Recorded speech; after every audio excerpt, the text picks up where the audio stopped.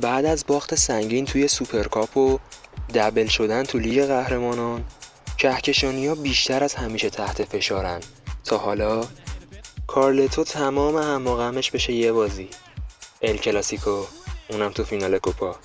همراه هم باش، میخوایم به تحلیل و بررسی این بازی بپردازیم. سلام، به مچ هانترز خوش اومدی.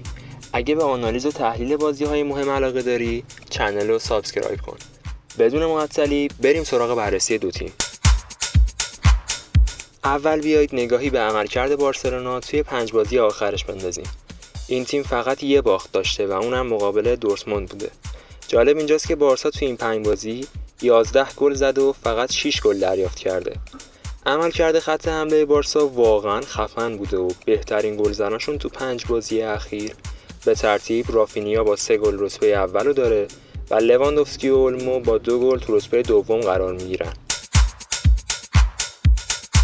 اما نکته مهم اینه که بارسا توی این بازی‌ها میانگین 19 شوت در هر بازی داشته که نشون میده خط حملهشون چقدر فعاله.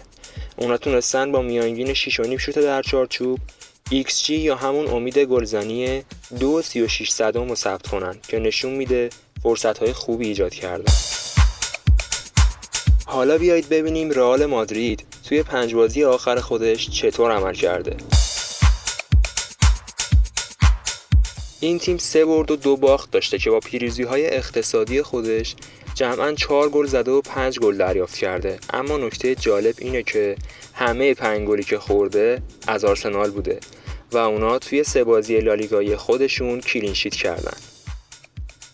رئال تو این بازی‌ها با میانگین تقریباً 15 شوت در هر بازی و میانگین تقریباً 5 شوت در چارچوب XG 1.14 رو ثبت کرده که نشون میده فرصت‌های کمی ایجاد کردن. خط حمله رئال تو این بازی‌ها ضعیف عمل کرده و گلزناشون یعنی کاماوینگا، وینیسیوس، والورده و گولر هر کدوم یه گل به ثمر رسوندن. حالا بیایید نگاهی به 4 بازی آخر ال کلاسیکو بندازیم. اینجا موضوع جالبی داریم. 2 برد برای رئال و 2 برد برای بارسا.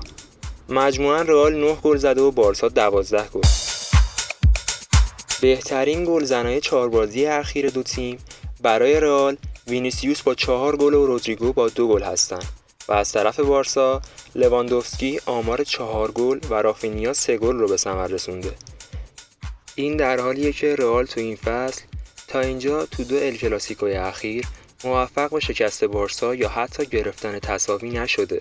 این 2 بازی نشون داد که خط دفاع رئال در برابر حملات بارسا مشکلات جدی داره. اما این بار چی؟ مادرید تشنه انتقامه. هرچند کماکان رئال تو خط دفاعی مصدوم داره، اما با درخشش این روزای راول آسنسیو و بازی گرفتن از والورده تو دفاع راست که البته به انتخاب کارلتو بستگی داره، رئال میتونه با خط دفاعی منسجمتری نسبت به ال کلاسیکوهای قبل به مسافه بارسلونا بره.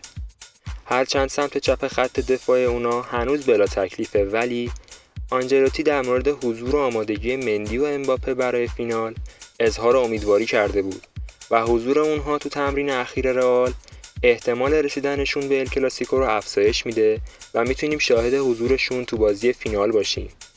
البته کاماوینگا به لیست مصدومای رئال اضافه شد و اعلام شده که به بازی نمیرسه. بریم لیست مصدومای بارسا رو ببینیم.